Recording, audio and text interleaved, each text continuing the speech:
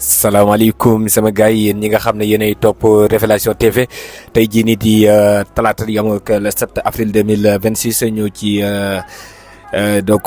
vidéo journée bi donc bu fekkee ne abonné go ñu ngi lay ñaan rek nga daal di abonné bu ngeen soxlaa nag ay information ci lu jëm ci wàllub mercato bi ak la ca jëm mën ngeen a dem abonné ci chaîne YouTube bi di Rewmi Sport bu ngeen bëggee jàllale seen i publicité pour plus de visibilité mën ngeen ñu contacter ci service yooyu nga xam ne moom lañ leen affiché ci suuf. Atlético de Madrid suba mu war a fekk di Barça un match pas un match pièce parce que ñaari équipe bi déjà xamante ne ñoom ñaar ba pare parce que ñaari équipe yoo xamante ne jot nañoo laale ci saison bi 4 fois donc loolu yaakaar naa ne ci Espagne ñoom rek la fa ñoom rek ñoo ci laale lu mat 4 fois ci saison bi déjà loolu li muy montré mooy xamante ne bu baax a baax kon Barça xam na li koy xaar. Atlético aussi xam na li koy xaar ñoom ñaar rek d'accord ci biir saison bi daanaka Barça moo ëppale ay victoire même aussi ci seen i dernière Barcelone moo ko gën a dominer mais peut-être que match de piège la pour certains ñi jàpp ne aussi comme que Barcelone donc moom moo remporté match dernière bi moom mooy remporté match Ligue des Champions bi xëy na aussi pièce bi fi mu doon ci côté Atlético mooy comme que ñun ñoo éliminé Barça Coupe du Roi donc ñun ñooy kii donc c'est beneen compétition la. Donc bii du Coupe du Roi du Super Coupe d'Espagne du Liga mais plutôt la Ligue des Champions nag donc ak façon bi nga xamante si donc doon ko koy jouer ñaari équipe yëpp ku ci nekk dafa am benn étape boo xam ne si ne moom nga bëgg a franchir Barcelone donc dafa bëgg a confirmer la mu defoon daaw que ne nekkut lu mu tàndatu muy qualifié si li nga xamante si ne moom mooy les demi-finales daaw Barcelone demoon na ba demi-finale même sax daanaka demoon na ba qualifié quelques secondes donc desoon Barcelone yegg ca final ba loola donc waa Barça la ñu wax mooy jëlee nañ ca lii di expérience ça veut dire que xam nañu ne lii la ñu war a def ak léegi lii la ñu war a def maintenant nag est-ce que expérience boobu noonu dina servir Barça donc bien sûr que si dina servir Barça parce que Barcelone dina éviter encaisser yenn nombre de buts yi par rapport ak yi nga xam ne moom la encaissé woon daaw mais ci année bi aussi gis nañu ne Barcelone capable na aussi encaisser ay buts contre ay grandes équipes preuve bi donc moom mooy seen diggante ak équipe bi di Atlético de Madrid match aller Coupe du Roi Barcelone 4-0 donc la jël ci match boobu noonu loolu ça vous montre juste que ne équipe la boo xamante ne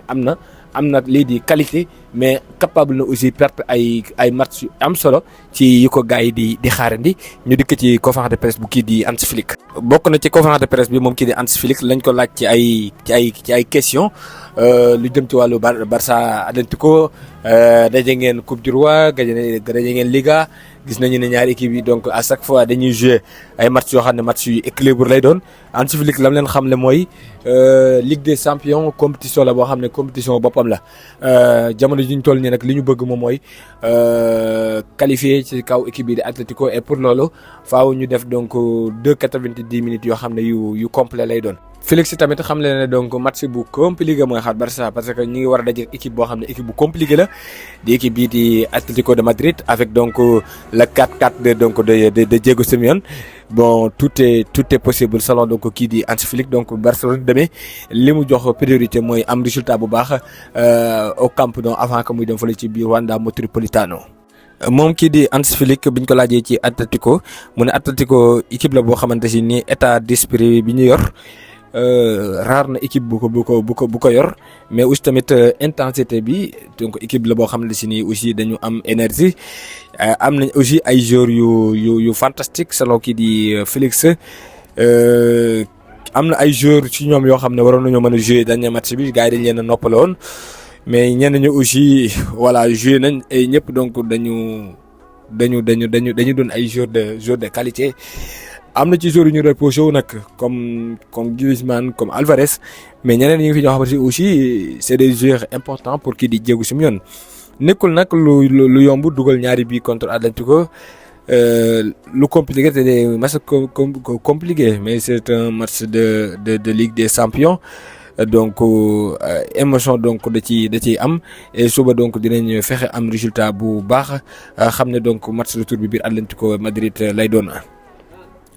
moom kii di Hans Flick nee na nous avons notre style et nous devons nous concentrer là-dessus maanaam ñun dañoo am lu ñu nit ñi ràññeele maanaam mooy style Barcelone nii lay aborder match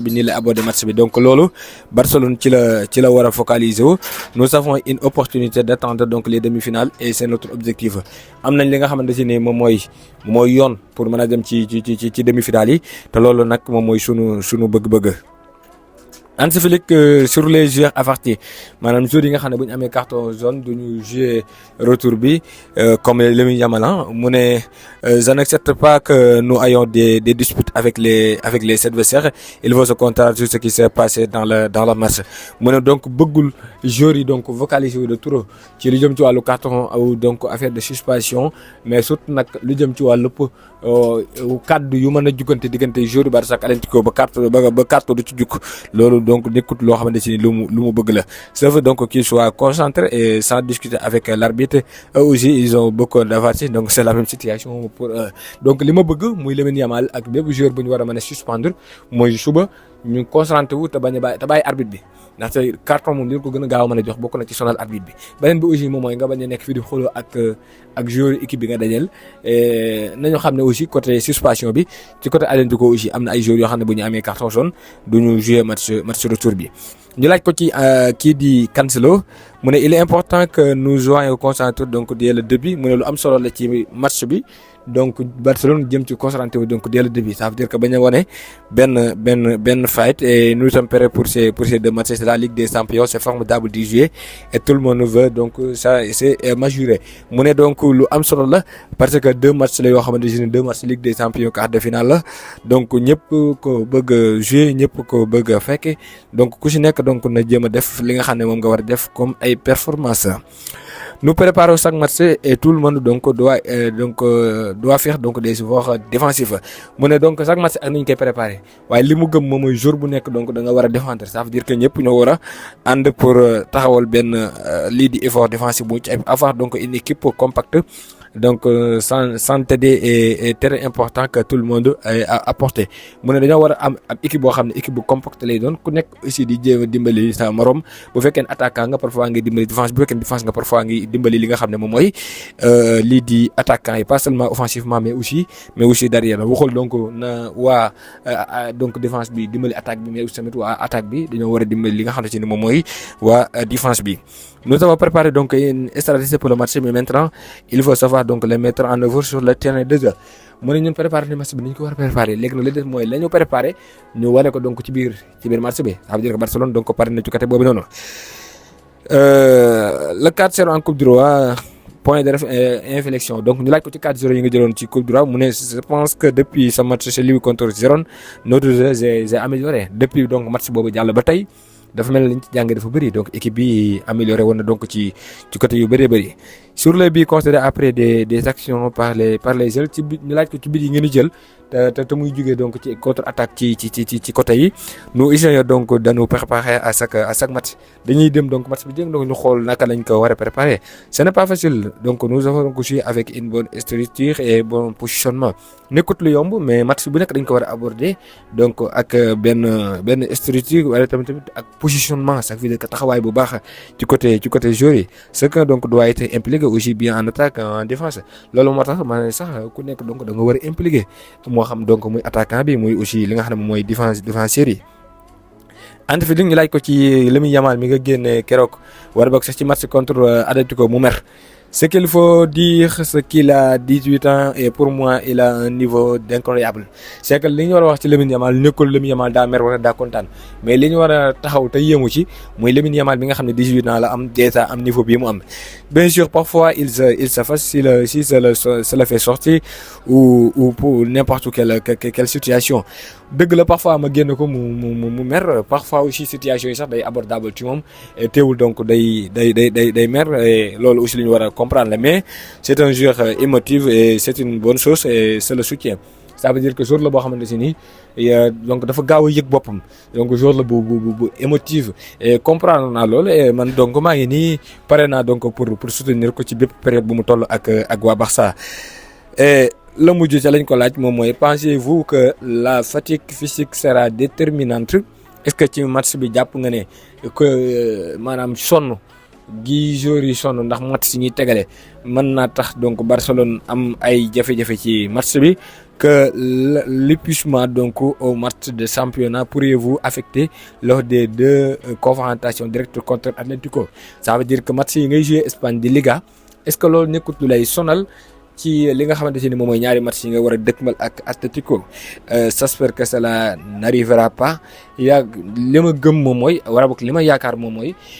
maanaam ak coono du ñu topp ci ñaari match yi. J'espère vraiment loolu daal lu ma yaakaar la. Ce sont toujours donc des choses imprévisibles. Ça veut dire que ay mbir la yoo xam ne buy ñëw doo ko gis naan kii dafa sonn wala kii daa sonn kii daa donc c'est des choses imprévisibles choses la yoo xamante ne bon man na la bett ci match on sait jamais si la session des minutes était la bonne décision ou non nekkut loo xamante ne lu yomb la pour xam ba xam est-ce que yow ni nga defoon di noppal kee wala ni nga defoon di jouer la kee loolu moom moo baax war a baaxul luy jékki-jékki rek yegg si la. C'est parce que le match de demain nous la montrera yaakaar naa match bu suba bi donc dinañ xam ba xam est-ce que ñun lañ doon def di génne ñeeg di jouer loo ñee donc lu baax la mais je crois que nous savons donc gérer cela de cette manière parce que nous n'avons pas beaucoup d'options bon. ñun ni ñu yaakaar ne donc noonu la gënee noonu lañ ko defee ndaxte amuñu woon ay joueurs yu bëri yoo xamante ne donc mënoon nañoo disponible pour que donc ñuy mën a def ay changements yu bëri surtout que nous voulons aussi gagner un championnat d'Espagne et que ce match était important pour nous maanaam match bi nga xamante ne moom la ñu joué match de suñu diggante ak Atlético Coupe du Roi ak match bi ñu joué Liga parce que dañoo bëggoon a gagner Coupe du Roi bi parce que dañoo bëggoon a gagner aussi championnat bi donc mënuñu aussi di bàyyi xel Ligue des champions ba sacrifier yeneen compétition yoo xam ne aussi ñi ngi ci quant à demain c'est différent bu fekkee nag suba dafa wuute suba Ligue des champions la demain est complètement différent ba amul benn donc nuróole gu am diggante Liga ak lu jëm ci wàllu Ligue des champions bi comme je le dis toujours et tout le monde veut gagner comme ni ma koy faral di waxee ku nekk donc da ngaa bëgg gagner et tout le monde donc veut donner le meilleur de soi et jouer donc à son plus haut niveau donc jour boo ci gis gu nekk tamit niveau bu nekk ci moom donc lay bëgg a génne fexe aussi ba jouer ci niveau bi nga xam ne donc ci la mën a yem parce que le monde entier suivra ce match le tax donc jour bu nekk bëgg a rey boppam pour waane boppam parce que àdduna bi yëpp dañuy bàyyi xel li nga xam ne moom mooy match bi c'est une belle opportunité pour chaque joueur.